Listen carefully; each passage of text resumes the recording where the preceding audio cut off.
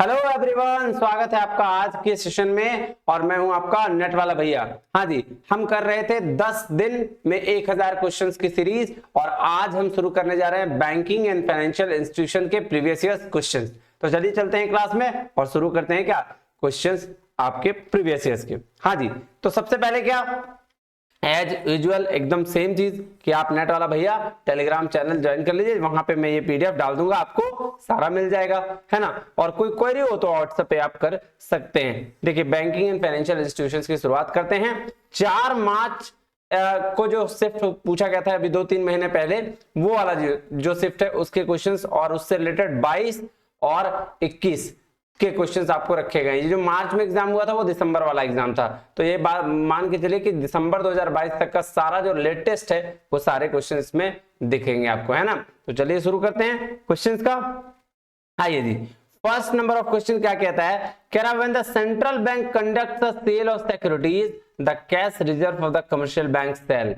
अब एक बात बताइए, जब सेंट्रल बैंक मतलब कौन, आरबीआई अपने सिक्योरिटीज को सेल कर देगा, तो सिक्योरिटी सेल करेगा मतलब कमर्शियल बैंक खरीदेंगे। सर कमर्शियल बैंक खरीदेंगे मतलब सर कहीं ना कहीं आपका रिजर्व सही जाएगा, उसका जो कैश रिजर्व होगा। हाँ सर, तो ऑलरेडी क्या हो जाएगा, कमर्शियल बैंक के जो कैश रिजर्व है वो डिक्रीज हो जाएंगे। क्या होंगे, डिक्रीज हो जाएंगे। चलिए जी, तो ये हो गया आपका फर्स्ट नंबर। सेकेंड नंबर में देखें, कह रहा है average clause in insurance is applicable for which of the following cases. तो एवरेज क्लॉज क्या बोला कि इंश्योरेंस में किस चीज के लिए आपका क्या है एप्लीकेबल है। तो आइए, क्या डबल इंश्योरेंस के लिए, ऐसा है क्या, डबल इंश्योरेंस नहीं सर, डबल इंश्योरेंस भी नहीं है। क्या री इंश्योरेंस है, नहीं सर ये भी नहीं है। ओवर इंश्योरेंस नहीं सर, ये अंडर इंश्योरेंस। अब देखिए एवरेज क्लॉज पहले होता क्या है ये थोड़ा समझ लीजिए, ज्यादा अच्छे से समझ में आएगा। कह रहा था insurance company apply the average clause in the case of under insurance. ये तो बात आपका ऑप्शन निकल गया, आंसर डायरेक्टली आंसर लिखा हुआ है ये, तो ये तो निकल गया।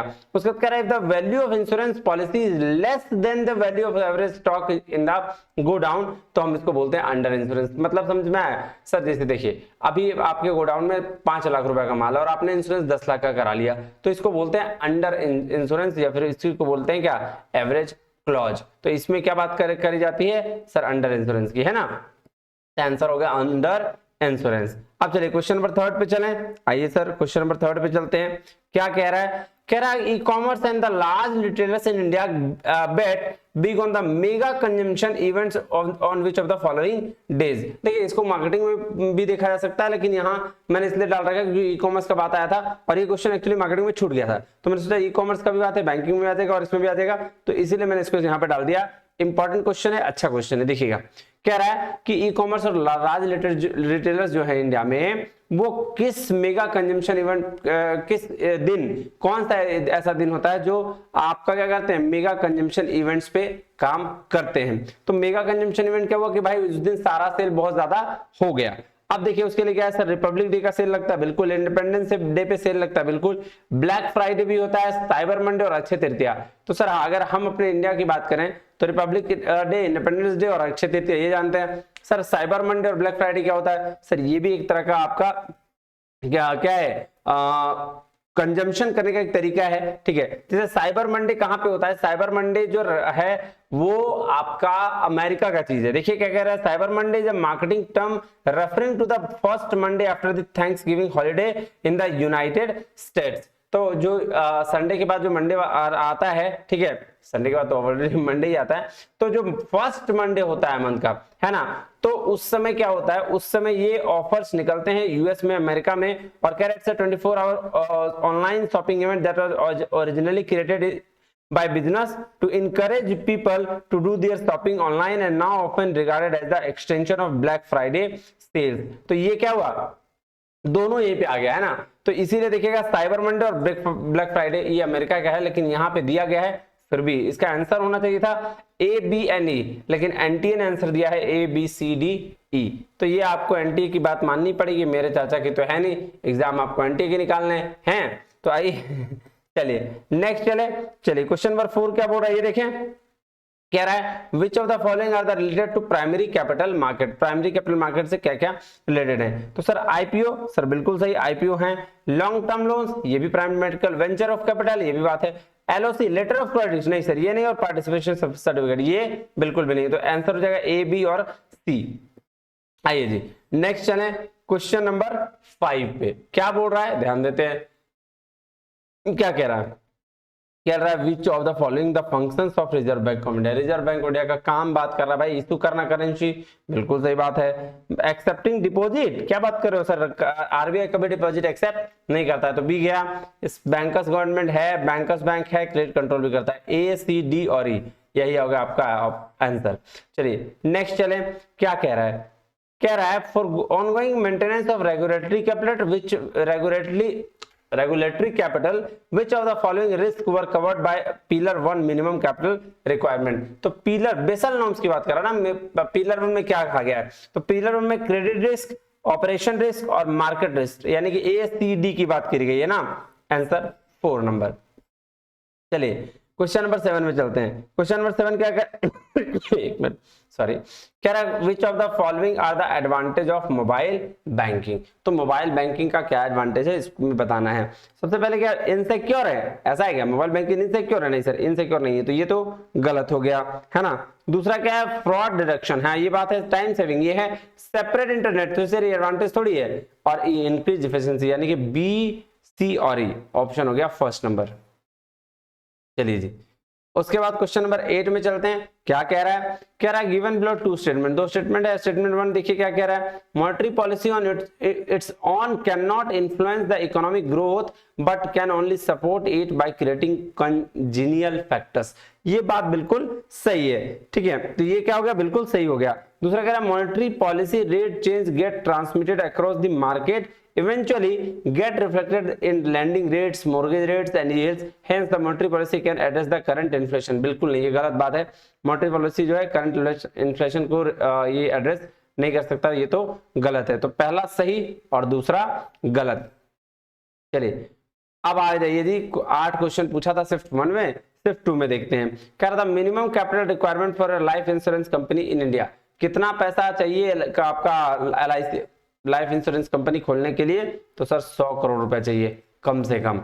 चलिए नेक्स्ट चलें। कह रहा है universal bank that function as a investment bank in India are regulated by. तो इन्वेस्टमेंट बैंक को कौन देखता है सर, ऑब्वियस सी बात है सेबी देखती है ना। चलिए नेक्स्ट चलें। कह रहा है when RBI decrease to the restrict expansion of credit, जब आरबीआई क्या करता है अपना क्रेडिट को एक्सपेंशन को रिस्ट्रिक्ट कर देता है, तो जब रिस्ट्रिक्ट कर दिया तो पैसा मार्केट में गया नहीं। अब पैसा मार्केट में गया नहीं, एक minute, when RBI desires to restrict the expansion of credit, हाँ उधार देना बंद कर दिया तो पैसा मार्केट में गया नहीं, और गया नहीं तो सर क्या हो गया, बैंक रेट बढ़ जाएगा। क्यों, क्योंकि पैसा मार्केट में जाएगा नहीं, पैसे की किल्लत हो जाएगी, तो बैंक वाले रेट क्या करेंगे, इंक्रीज कर देंगे, और उससे क्या होगा, बैंक रेट बढ़ जाएगा।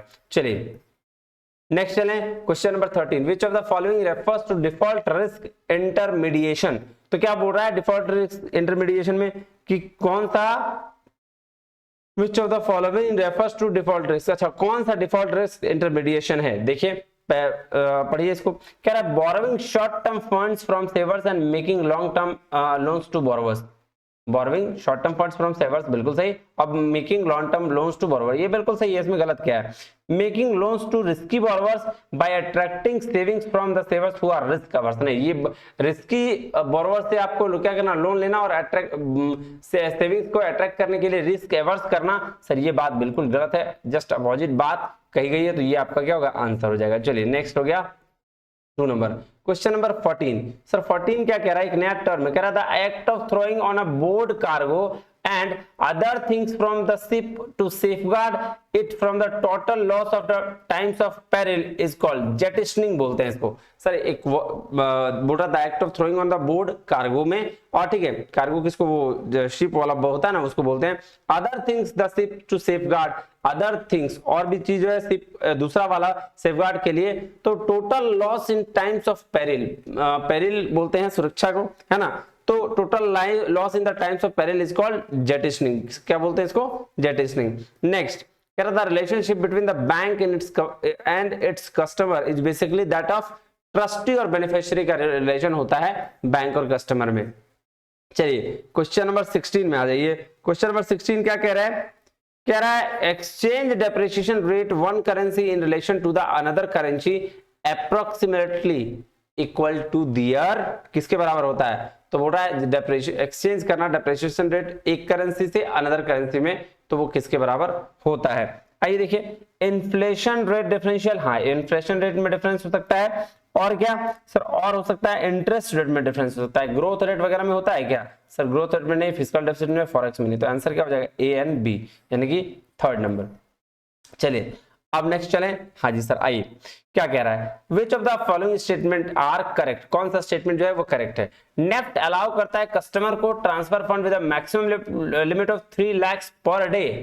नहीं सर, ऐसा तो नहीं है, ये तो गलत बात बोल रहा है। चलिए, IMPS allowed to transfer fund in the insta payment mode, क्या सर ये भी सही है क्या? हाँ ये बिल्कुल सही है, ये क्या है जी? बिल्कुल सही है। IMPS तो इंस्टा पेमेंट मोड पर ही देता है। The minimum limit of transfer funds by RTGS is 2.5 lakh. नहीं सर 2.5 लाख नहीं, ये कम है।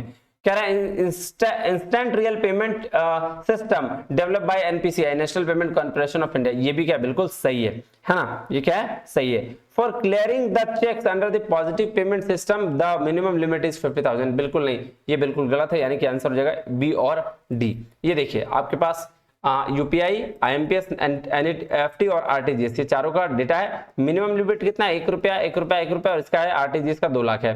मैक्सिमम लिमिट UPI के लिए 1 लाख है, IMPS के लिए 2 लाख है, नेफ्ट के लिए नो लिमिट है और RTGS के लिए नो लिमिट है। टाइमिंग्स 24x7, 24x7, 24x7, और ये जो है 7 AM से 6 PM तक काम करता है। कौन? RTGS। चलिए क्वेश्चन नंबर 18 में चलते हैं। कह रहा which of the following statement are correctly express relation to the capital and credit flows. भाई साहब कौन सा इसमें सही है, ये बात पूछा है। पहला बोल रहा theoretically regulators of financial market believe that increase capital requirements on bank could reduce the likelihood of their failure, बिल्कुल सही बात बोल रहा है ये। दूसरा क्या? दूसरा बोल रहा है open financial market are सोनली influence. नहीं सर, सोनली जहां बात आ जाना वहां तो अकेले ही सब कुछ चना बाहर नहीं फूटता है, तो बी वाला क्या हो गया? गलत हो गया। चलिए क्वेश्चन नंबर अब चलते हैं, सॉरी ऑप्शन नंबर 3 में। Financial inflow reflect the net flow of capital into one country in the form of increase purchase of domestic asset by the foreigners, ये बात बिल्कुल सही लग रही है। हाँ ये उसके बाद क्या कह रहा है? Tier 2 capital for banks include perpetual debt instruments, ये भी बात ठीक है। अब क्या नेक्स्ट कह रहा है only private banks in India have, क्या बात कर रहे हो? बेसल नॉर्म्स का जो गाइडलाइन है, प्राइवेट हो या गवर्नमेंट, सारे बैंक इनके पास है। तो ई वाला भी गया और बी वाला भी ऑप्शन गया, तो ए, सी और डी है।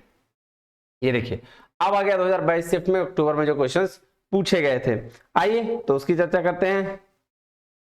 क्या बोल रहा है? कह रहा है which has been primary motive of central bank raising interest rate in recent times. तो भाई साहब प्राइमरी मोटिव क्या होता है सेंट्रल बैंक का इंटरेस्ट रेट रेज बढ़ाने के लिए? तो सर टेमिंग इन्फ्लेशन, इन्फ्लेशन के कारण वो क्या करता है? रेट कम या ज्यादा करते रहता है। क्या था? Safety margin that insurers must maintain in order to protect the interest of policy holder is called solvency margin.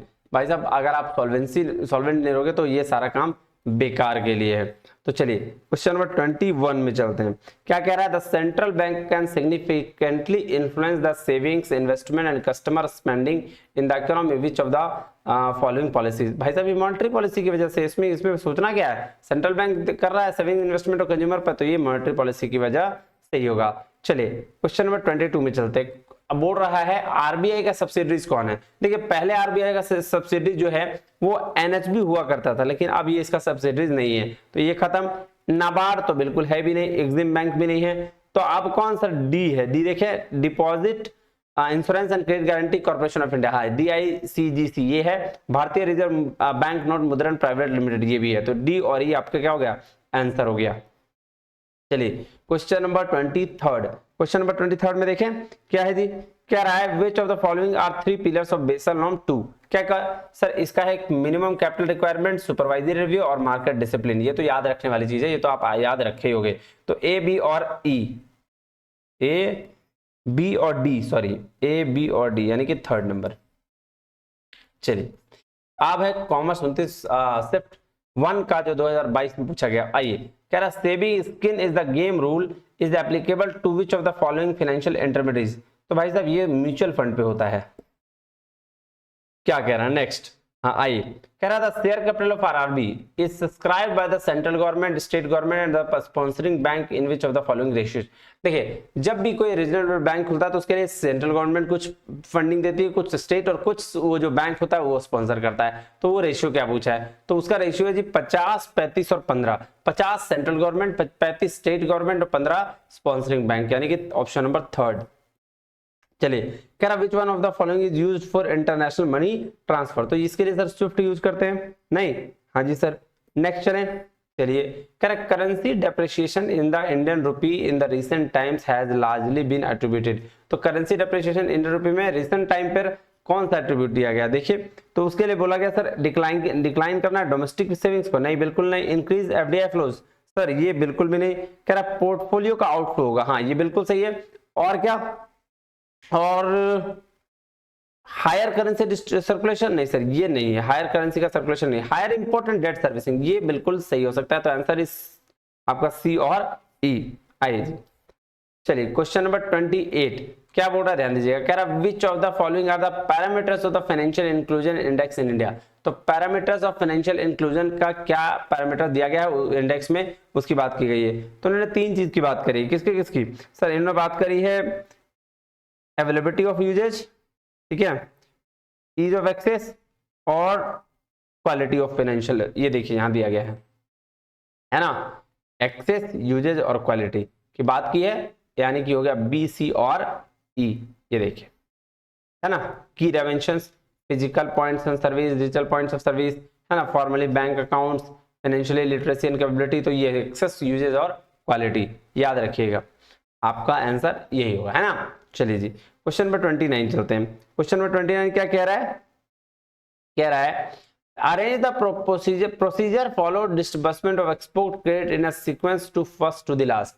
तो सबसे पहले फर्स्ट टू द लास्ट की बात करेंगे ना, तो आइए देखते हैं क्या the bank releases fund, bank अभी फंड कहां से रिलीज कर देगा एक्सपोर्ट क्रेडिट के लिए। तो सबसे पहले हमको क्या करना पड़ेगा, एक्सपोर्ट के लिए सबमिट करना होगा एविडेंस रिपोर्ट। उसके बाद बैंक कैलकुलेट करेगा कि भाई आपको जो मिलना है वो सही है या गलत है, और तब जाके बैंक रिलीज करेगा fund debiting to the packing credit amount and credit to the exporter's account, और तब जाके एक्सपोर्टर जो करेगा सेंड करेगा गुड्स को, अप्रूव करेगा ट्रांसपोर्ट और फॉरवर्ड करेगा एजेंसी, और फाइनली हमको क्या एक्सपोर्टर का एडवोकेट इंश्योरेंस जो है वो भी मिल जाएगा। तो आइए EBACD यानी कि 4 नंबर, ठीक है। चलिए क्वेश्चन नंबर 30 में क्या बोल रहा है, ये बात ध्यान में रखिएगा।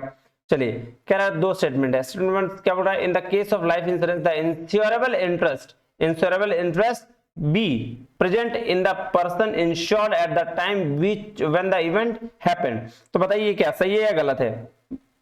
क्या है? कह रहा है in the case of life insurance the insurable interest must be present. Sir क्या बात कर रहे हो, लाइफ इंश्योरेंस में इंटरेस्ट जो पर्सन वो कहां से प्रेजेंट रहेगा, पॉसिबल नहीं है। तो ये तो क्या है, गलत दिया गया है। दूसरा देखिए, कह रहा है in the case of fire insurance the insurable interest must be present in the object insured at the time when the policy is taken and the event has happened. हाँ, ये फायर इंश्योरेंस के case में possible हो सकता है। तो first false, दूसरा true.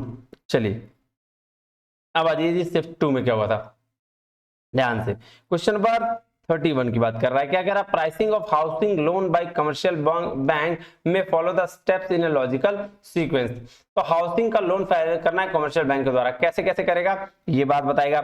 सबसे पहले क्या क्रेडिट असेसमेंट करेगा उसका, है ना, चेक करता है ना क्रेडिट कि भाई साहब क्या आपका रिकॉर्ड है ना, सही है या नहीं है, उसका सी। उसके बाद बोलते हैं एप्लीकेशन ऑफ MCLR, ये करेगा।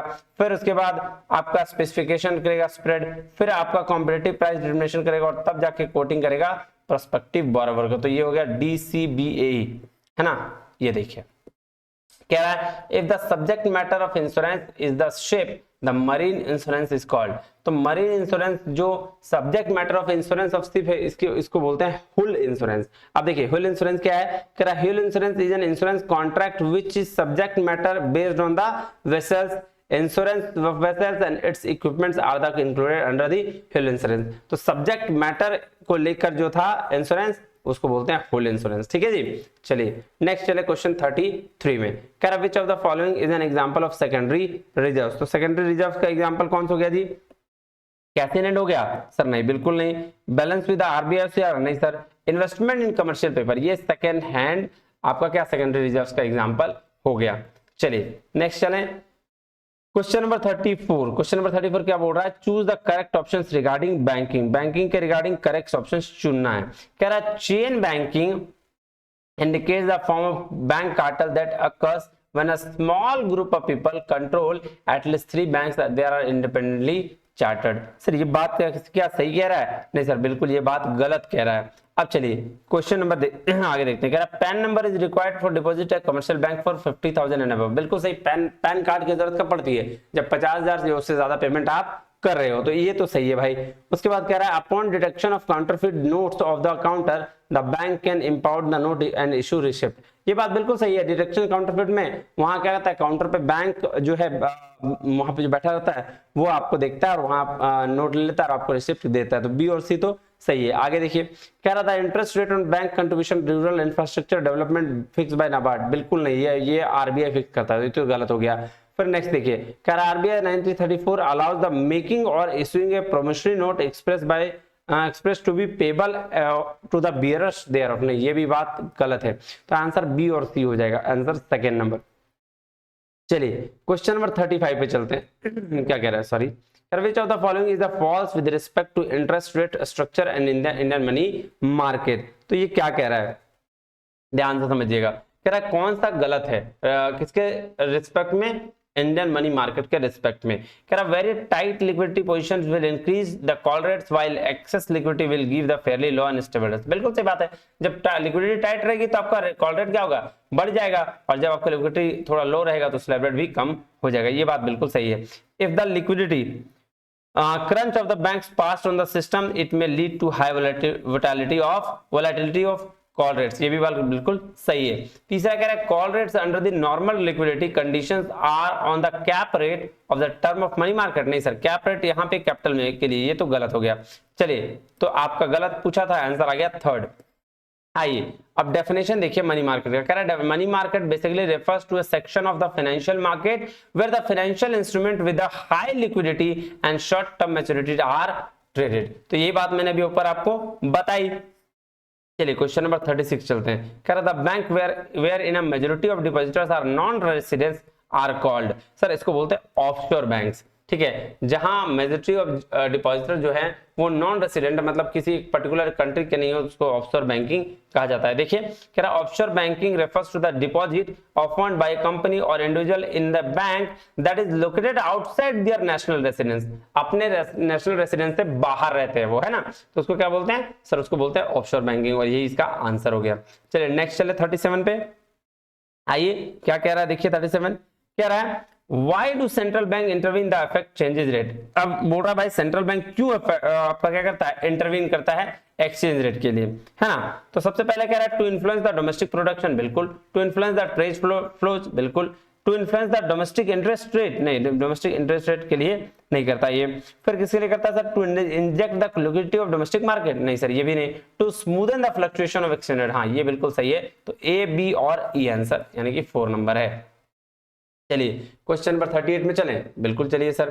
क्या कह रहा है देखिए, कह रहा बैंकर सोल और mortgage portfolio bye setting up ए मॉर्गेज पास थ्रू सिक्योरिटीज इन एग्जांपल है। फिर इसको ध्यान से समझिएगा। बोल रहा बैंकर सेल क्या करते हैं, मॉर्गेज को, ठीक है, portfolio bye setting up a mortgage pass through, mortgage के थ्रू, है ना, सेटिंग करते हैं पोर्टफोलियो का। तो सिक्योरिटीज क्या बोलते हैं, इसको बोलते हैं सर सिक्योरिटाइजेशन। यही तो प्रोसेस सिक्योरिटाइजेशन का, नहीं? हाँ जी सर। चलिए नेक्स्ट चलें। अब है जो क्वेश्चन वो 2021 वाले से है, 22 वाला खत्म हो गया।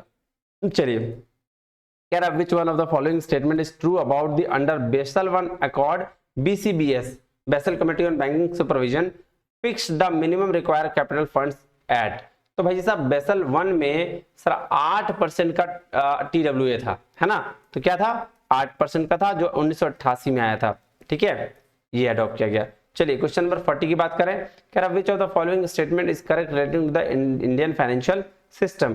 तो इंडियन फाइनेंशियल सिस्टम के लिए क्या आपका स्टेटमेंट करेक्ट है, उसकी बात उसने करी है, करेक्ट ना। RBI has the direct supervision over deposited mutual funds, बिल्कुल नहीं, ये बात क्या है, गलत है।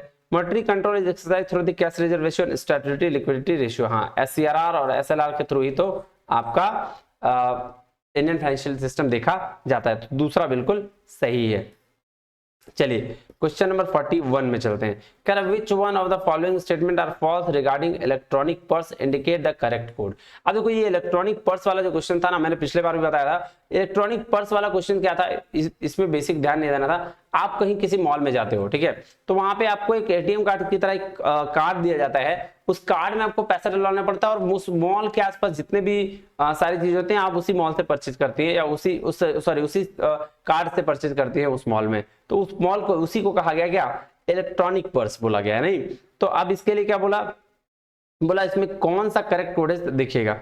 तो सबसे पहला बोला फॉल्स, कौन सा फॉल्स है, तो रेटाइनल पैटर्न वेरिफिकेशन होता है क्या इसमें, सर बिल्कुल भी नहीं। रेटाइनल पैटर्न वेरिफिकेशन मतलब आंखों से, वो ऐसा थोड़ी है, उतना भयानक भी नहीं होता है मॉल में, नॉर्मल होता है एटीएम कार्ड की तरह। विजुअल रिकॉग्निशन होता है, सर नहीं। ये no risk of bit payment, हाँ ये बिल्कुल, एक minute, false regarding electronic purse, हाँ ठीक है, no risk of bad payment, कोई रिस्क नहीं होता, बिल्कुल सही। और ये डी क्या है, method of accepting payments not cash flow to manage, हाँ तो ये सही है, ये सही है। लेकिन इसमें पूछा कि गलत कौन है, तो गलत भाई साहब यही दोनों ना है, तो इसीलिए ए और बी आपका यहां आंसर हो जाएगा। देख लीजिए क्या कह रहा है, कह रहा है इलेक्ट्रॉनिक पर्स मतलब मॉल वाला कार्ड, कह रहा smart card based on electronic purse in which the value stored on the card chip not in the externally recorded account so that the machine accepting the card need no work connectivity were tried throughout the Europe from the mid 19 most notably in Germany। Germany में इसका use बहुत ज्यादा होता है। तो answer क्या हो गया, वन और ये। अब आ जाइए क्वेश्चन नंबर इसका, अब आ जाइए सबसे पहला क्या, इंश्योरेंस एक्ट, सर ये 1938 का, LIC 1956 का है, सर मोटर व्हीकल एक्ट यानी कि ये हो गया 1988, मरीन इंश्योरेंस 1963। तो देख लीजिए एक का थर्ड बी का फोर, एक का थर्ड बी का फोर, आ जाइए आप ये थर्ड नंबर में। चलिए क्वेश्चन नंबर 43, क्वेश्चन नंबर 43 में क्या कहता है देखिएगा, कह रहा arrange the following steps of logical sequence of operation register portfolio managers. तो पोर्टफोलियो मैनेजर्स का लॉजिकल सीक्वेंस बताना है। ऑपरेशन कैसा, ऑपरेशन मतलब वो ऑपरेशन चीरफाड़ नहीं, ये रजिस्ट्रेशन का ऑपरेशन है ना। तो सबसे पहले क्या करेंगे, prior approval of SEBI, SEBI से हम प्रायर अप्रूवल ले लेंगे, ये बात सही है, हाँ जी सर। उसके बाद क्या करेंगे सर, पेमेंट करेंगे, पेमेंट करने के बाद फिर क्या करेंगे सर, आपका adequate step redressal investor grievances का जो है वो फोकस करेंगे। एक मिनट, प्रायर अप्रूवल सेबी ठीक है, फिर डी फिर पेमेंट ऑफ फी करेंगे, फिर भी ठीक है, हाँ ठीक है। फिर कह रहा है मेंटेनेंस ऑफ स्पेसिफाइड कैपिटल एक्विटेशन रिक्वायरमेंट, ये होगा, और फिर abide regulation under the SEBI act, ये काम हो जाएगा, यानी कि ADBCA ये हो गया आपका आंसर। चलिए क्वेश्चन नंबर 44 कह रहा है अरेंज द फॉलोइंग स्टेप्स, ठीक है, इसमें फॉलोइंग स्टेप देखना है in a logical sequence debt recovery financial institution through the debt recovery tribunal. तो ट्रिब्यूनल के द्वारा आपको फाइनेंशियल इंस्टीट्यूशन का डेट रिकवरी का प्रोसेस आपको पूछा है वो बताना है। सबसे पहले कह रहा है restrain him from dealing with disposing the concerned asset, ये तो बात की बात है। कह रहा है direct him the disclose particular properties other than those specified applicant bank, नहीं उसके पहले क्या सर शोकॉज नोटिस देना है 30 दिन का, हाँ why the relief should not be granted to the bank, ये बात सही है। तो सबसे पहले क्या शोकॉज नोटिस देगा, उसके बेस पर डायरेक्ट करेगा कि भाई पर्टिकुलर प्रॉपर्टीज क्या, और तब जाके रिस्ट्रेन लगाएगा, ये वाला काम है। तो CBA आंसर हो गया 4 नंबर। आइए क्वेश्चन नंबर 45 में, क्वेश्चन नंबर 45 में क्या है इसको ध्यान से देखिएगा, आइए sorry, arrange the following steps in a logical sequence of the claim settlement procedure in the insurance। तो सबसे पहले क्या मिलेगा सर, सबसे पहले आपको नोटिस ऑफ लॉस होना चाहिए, है ना, क्योंकि नोटिस मिलेगा तभी तो उस बेसिस पर हम करेंगे फॉर्म को क्लेम, और क्लेम करने के बाद ट्रांजेक्शन होगा, फिर जाके इन्वेस्टिगेशन होगा, और तब जाके सेटलमेंट या आर्बिट्रेशन मिलेगा। तो सबसे पहले नोटिस ऑफ लॉस यानी कि DCAB और E यानी कि 4 नंबर आंसर। आइए क्वेश्चन नंबर 46 में चलें, देखिए कह रहा which one of the following statement false regarding the transaction of internet banking. Sir कौन सा स्टेटमेंट इंटरनेट बैंकिंग के लिए जो हम लोग ऑनलाइन करते हैं वो गलत है। आइए बैलेंस इंक्वायरी सर कर सकते हैं, statement of account is specific period कर सकते हैं, ट्रांसफर ऑफ फंड कर सकते हैं, विड्रॉल ऑफ कैश एनीवेयर नहीं सर, एनीवेयर तो नहीं कर सकते। तो ये बात आपका 4 नंबर आंसर हो जाएगा। कह रहा है अब नेक्स्ट 47 क्या कह रहा है, ध्यान से देखिएगा, कह रहा है which of the following are correct statement with the NBFC India. कह रहा है sorry, all NBFC should be registered with RBI, बिल्कुल सही। NBFC can not accept the demand deposit, ये भी बात सही है। NBFC do not form part of the payment and settlement system and can not issue the cheques down on itself, तो cheque भी issue नहीं कर सकता, ये भी बात सही है। कह रहा deposit insurance facility of deposit insurance and credit guarantee corporation is not available to the depositors of NBFC, तो जो डिपॉजिटर्स के हैं उसको ये फैसिलिटी अवेलेबल नहीं है। तो यानी कि चारों का चारों ऑप्शन बिल्कुल सही है, आंसर हो गया जी सेकंड नंबर। चलिए क्वेश्चन नंबर 48 में चलें। कह रहा which of the following not the feature of Indian capital market, कौन सा फीचर इंडियन कैपिटल मार्केट का नहीं है। सबसे पहला, को promote the state level, sir state level venture fund थोड़ी कैपिटल मार्केट का पार्ट है। गवर्नमेंट रूल्स रेगुलेशन है, link between the savers investment opportunities है, यूटिलाइज द इंटरमीडिएट, ये है, लेकिन पहला नंबर नहीं है, तो आंसर यही हो जाएगा। क्वेश्चन नंबर 49 का बोल रहा है भाई साहब कि इमीडिएट पेमेंट सर्विस का ऑब्जेक्टिव क्या है। तो सबसे पहला, to enable the bank customer use mobile instruction as a channel for accessing their bank account 24/7, ये बात बिल्कुल सही है, बैंक कस्टमर का मोबाइल को क्या करना है, इनेबल कर देना है। दूसरा, making payment simpler just the mobile number of the beneficiary, ये भी बात सही है। To build the foundation of full range of the mobile based banking services, ये भी सही है। To create competition with NEFT और आरटीजीएस, ऐसा है क्या, सब बिल्कुल नहीं, कंपटीशन की जरूरत यहां नहीं है, तो यानी कि ए बी आपका सी क्या हो गया, आंसर हो गया फर्स्ट नंबर। आइए जी लास्ट क्वेश्चन क्या कह रहा है, कह रहा है credit flows to the agriculture sector and SME sector have the increased in recent year, बिल्कुल सही बात है। Reserve Bank of India has the gradually relax the various control in credit market, ये भी बात सही है कि आरबीआई हमेशा क्या करता है, रिलैक्सेशन देते रहता है, तो ए और आर करेक्ट है और R is the right explanation of A है। अरे यार ये मेरे को बताना नहीं था, ओके कोई बात नहीं, नेक्स्ट टाइम, ठीक है। चलो तो आज के लिए इतना ही, मिलते हैं अगले वीडियो में, तब तक के लिए बहुत बहुत धन्यवाद, थैंक यू वेरी मच, जय हिंद।